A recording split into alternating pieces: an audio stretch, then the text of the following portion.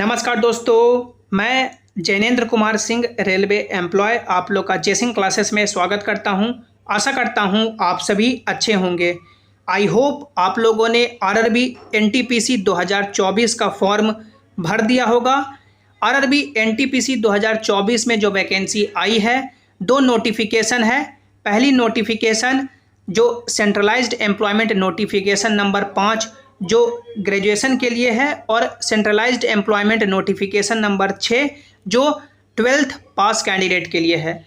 यानी जितने भी कैंडिडेट जो 12th पास कर रखे हैं या जो ग्रेजुएशन कर रखे हैं वो इसमें फॉर्म अप्लाई कर सकते हैं। आई होप आप सभी ने अच्छे ढंग से फॉर्म अप्लाई कर दिया होगा। इस वीडियो में हम लोग बात करने वाले हैं कि आप लोग का आरआरबी एनटीपीसी 2024 का एग्ज़ाम कब होगा, एग्ज़ाम का पैटर्न क्या रहने वाला है, 12th वैकेंसी के लिए क्या एग्ज़ाम पैटर्न होगा, ग्रेजुएशन के लिए क्या एग्ज़ाम पैटर्न होगा, मेडिकल स्टैंडर्ड क्या मांगा जाएगा, टाइपिंग जो स्किल मांगा जा रहा है या टाइपिंग जो टेस्ट मांगा जा रहा है उसका स्पीड क्या रहने वाला है, और ओवरऑल सिलेबस क्या आपका रहने वाला है मैथ्स का, रीजनिंग का और जनरल अवेयरनेस का। तो यदि आप लोगों ने आरआरबी एनटीपीसी 2024 का फॉर्म अप्लाई किया है तो ये वीडियो आपके लिए काफ़ी इंपॉर्टेंट है। पूरे वीडियो को आपको ध्यान से देखना है, और यदि अभी तक आप लोगों ने चैनल को सब्सक्राइब नहीं किया है तो कर लें, ताकि जो भी रेलवे के आगे के अपडेट हो उसकी सही और ऑफिशियल जानकारी आपको मिल सके। तो दोस्तों, आप लोग यहाँ पे देख सकते हैं, ये ग्रेजुएशन का वैकेंसी का डिटेल है। टोटल वैकेंसी जो ग्रेजुएशन लेवल पे आई है वो 8113 वैकेंसी है, जिसमें टोटल 5 तरह के पोस्ट हैं। चीफ कॉमर्शियल कम ticket supervisor, station master, goods train manager, junior account assistant कम टाइपिस्ट और सीनियर क्लर्क कम टाइपिस्ट। और जो 12th लेवल पे वैकेंसी है, टोटल वैकेंसी 3445 है, जिसमें टोटल 4 तरह की वैकेंसी है। कॉमर्शियल कम टिकट क्लर्क, अकाउंट क्लर्क कम टाइपिस्ट, जूनियर क्लर्क कम टाइपिस्ट और ट्रेन क्लर्क। देखिए, इस बार रेलवे ने 12th की वैकेंसी और ग्रेजुएशन की वैकेंसी के लिए अलग अलग नोटिफिकेशन रिलीज कर दी, और कैंडिडेट को अलग अलग फॉर्म भरना पड़ रहा है। 2019 में इससे पहले जो नोटिफिकेशन आया था, यानी कि एनटीपीसी की वैकेंसी, दोनों वैकेंसी कंबाइंड थी, यानी 12th की भी और ग्रेजुएशन की भी। यानी जो ग्रेजुएशन कर रखा है कैंडिडेट वो एक ही फॉर्म अप्लाई करता, तो वो 12th का भी एग्ज़ाम दिया था और ग्रेजुएशन के जितने भी पोस्ट थे उसके लिए भी। लेकिन इस बार 12th वैकेंसी के लिए इन्होंने अलग कर दिया और ग्रेजुएशन के जो पोस्ट हैं उसके लिए अलग कर दिया। इसलिए कैंडिडेट को दो फॉर्म भरने पड़ रहे हैं। इससे रेलवे को रेवेन्यू भी हो रहा है कि कैंडिडेट दो फॉर्म भर रहा है, तो पैसा उनके पास ज़्यादा आ रहा है। अब आप लोगों ने अपना एग्ज़ाम फॉर्म भर दिया होगा। अब सभी कैंडिडेट जानना चाहते हैं कि एग्ज़ाम कब तक होगा।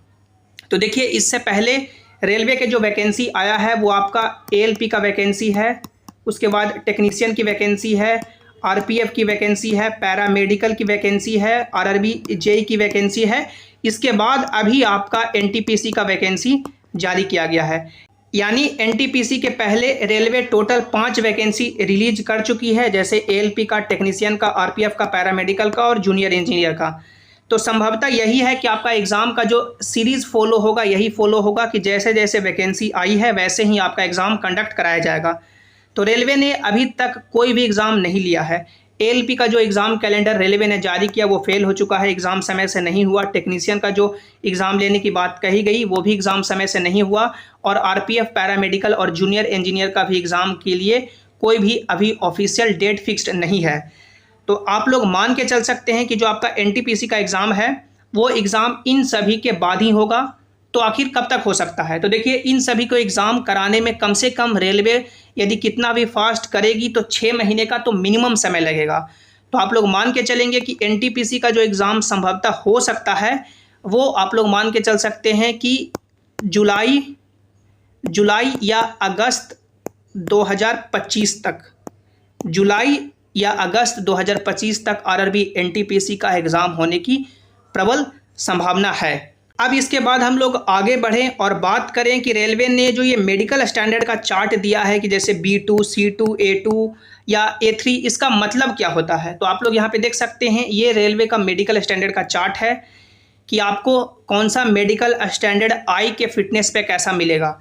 तो तो A2 मेडिकल स्टैंडर्ड का मतलब होता है A2 जो मेडिकल स्टैंडर्ड चाहिए वो स्टेशन मास्टर यानी कि SM का जो पोस्ट है उसके लिए चाहिए। तो स्टेशन मास्टर के पोस्ट के लिए वो सभी कैंडिडेट एलिजिबल हो पाएंगे जिनका आँख 6/9 हो जाए बिना चश्मा लगाए हुए, और नज़दीक का आँख 0.6 हो जाए बिना चश्मा लगाए हुए। इसके अलावा कलर विज़न का टेस्ट पास करना होगा, बाइनोकुलर विज़न का टेस्ट पास करना होगा, नाइट विज़न और मायोपिक विज़न का। A3 मेडिकल स्टैंडर्ड वाले जितने भी पोस्ट हैं तो A3 मेडिकल स्टैंडर्ड मिलने के लिए आपका आँख 6/9 हो जाए दूर की दृष्टि और नज़दीक का हो जाए 0.6 और यहाँ पे जो चश्मा का पावर का यानी मान सकते हैं छूट दी गई है वो आपका ±2 डायोप्टर तक, यानी 2 डायोप्टर तक आपका चश्मा लगता है तो आपको A3 मेडिकल स्टैंडर्ड दिया जाएगा। इसके अलावा आपको कलर विज़न का टेस्ट पास करना होगा, बाइनोकुलर विज़न का, नाइट विज़न का और मायोपिक विज़न का। अब जितने भी B2 के पोस्ट हैं उसके लिए यानी कि क्राइटेरिया है कि आपका एक आँख 6/9 दूसरा 6/12 हो जाए और नज़दीक का 0.6 हो जाए और चश्मा का पावर का यहाँ पे जो लिमिट दिया गया है वो ±4 डायोप्टर तक, यानी +-4 डायोप्टर तक आपका चश्मा लगता है तो आपको B2 मेडिकल स्टैंडर्ड दिया जाएगा। और यहाँ पे जितने भी कलर ब्लाइंड कैंडिडेट हैं उनको यहाँ पे B2 मेडिकल स्टैंडर्ड दिया जाता है। और C2 का मतलब होता है कि आपका चश्मा का पावर कितना भी लगता है और कोई भी आपसे यहाँ पे आई टेस्ट नहीं मांगा जाएगा। तो RRB NTPC ही एक ऐसा मान सकते हैं पोस्ट है जिसमें जिनका भी कितना भी अच्छा आँख हो वो एलिजिबल हैं और कितना भी खराब आँख हो वो एलिजिबल हैं। तो आँख की आपको चिंता नहीं करनी है, मान सकते हैं कि आपका चश्मा लग जाए तो आप लोग स्टेशन मास्टर के लिए पोस्ट के लिए एलिजिबल नहीं हो पाएंगे, लेकिन जो बाकी अदर सभी पोस्ट हैं उसके लिए आप लोग 100% एलिजिबल रहेंगे। अब एग्ज़ाम पैटर्न की बात करें तो आप लोग यहाँ पे देख सकते हैं एग्ज़ाम पैटर्न, चाहे ग्रेजुएशन लेवल की बात करें यानी ग्रेजुएशन लेवल की बात करें या 12th लेवल के जो पोस्ट हैं उसकी बात करें, दोनों का जो 2 एग्ज़ाम है CVT1 और CVT2 और टाइपिंग सभी कॉमन है, क्योंकि इससे पहले 2019 तक ये जो वैकेंसी आती थी एक ही साथ आती थी। इस बार इन्होंने नोटिफिकेशन अलग अलग कर दिया।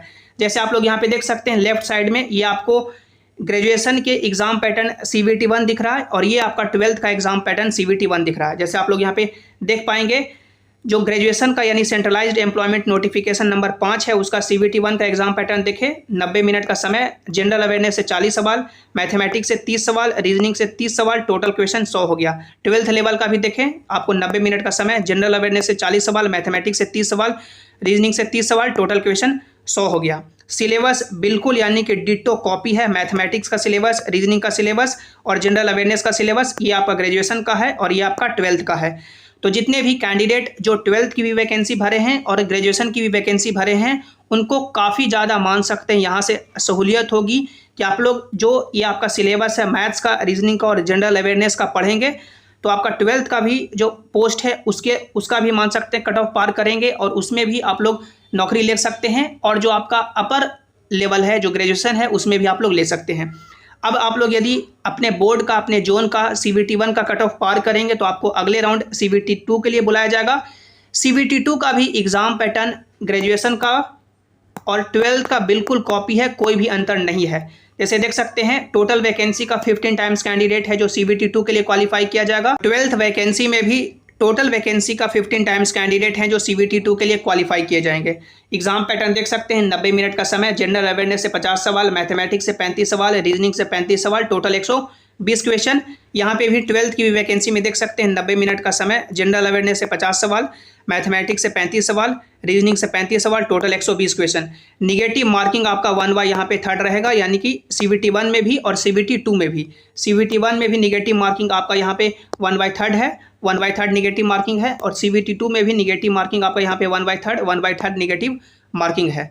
अब सिलेबस देख सकते हैं, मैथमेटिक्स का सिलेबस, रीजनिंग का सिलेबस और जनरल अवेयरनेस का सिलेबस, और ये आपके 12th के सिलेबस हैं, मैथमेटिक्स के, रीजनिंग के और जनरल अवेयरनेस के, यानी सिलेबस भी आपका बिल्कुल कॉपी है, कोई भी अंतर नहीं है ग्रेजुएशन पोस्ट के लिए और 12th पोस्ट के लिए। अब आप लोग CVT2 का कट ऑफ पार करेंगे तो फिर आपको अगले राउंड के लिए यहाँ पे क्वालिफाई किया जाएगा। अब यहाँ पे अंतर हो जाता है ग्रेजुएशन के लिए और 12th के लिए। जैसे आप लोग CVT1 और CVT2 ग्रेजुएशन पोस्ट के लिए और 12th पोस्ट के लिए सिलेबस बिल्कुल कॉमन है सभी, यानी कि जो सवाल मान सकते हैं पूछे जाएंगे वो लगभग एक ही लेवल के रहेंगे। लेकिन अब CVT2 के बाद आप लोग जब अगले राउंड में आएंगे तो आप लोग यहाँ पे देख पाएंगे कि जो ग्रेजुएशन के 2 पोस्ट हैं, सीनियर क्लर्क कम टाइपिस्ट जो लेवल 5 का पोस्ट है और जूनियर अकाउंट असिस्टेंट कम टाइपिस्ट जो लेवल 5 का पोस्ट है, इसमें टाइपिंग स्किल टेस्ट मांगा गया है, यानी कि आपको टाइपिंग देना होगा। और जो ग्रेजुएशन का स्टेशन मास्टर का पोस्ट है या उसमें आपको एक और कंप्यूटर बेस्ड टेस्ट देना होगा जिसे साइको बोला जाता है। अब यहाँ पे आपको ये समझना होगा कि जो बाकी सभी 4 पोस्ट हैं ग्रेजुएशन की वैकेंसी का, इसका जो मान सकते हैं 100% मेरिट लगेगा वो आपका CVT 2 जो आप लोगों ने एग्ज़ाम दिया 120 नंबर का, उसी पे लगेगा। लेकिन जो ये आपका स्टेशन मास्टर का पोस्ट है इसका CVT 2 का वेटेज 70% हो जाता है और 30% वेटेज है जो साइको एग्ज़ाम का हो जाता है। देख सकते हैं 70% वेटेज है जो CVT 2 से लिया जाएगा और 30% वेटेज है जो साइको से लिया जाएगा।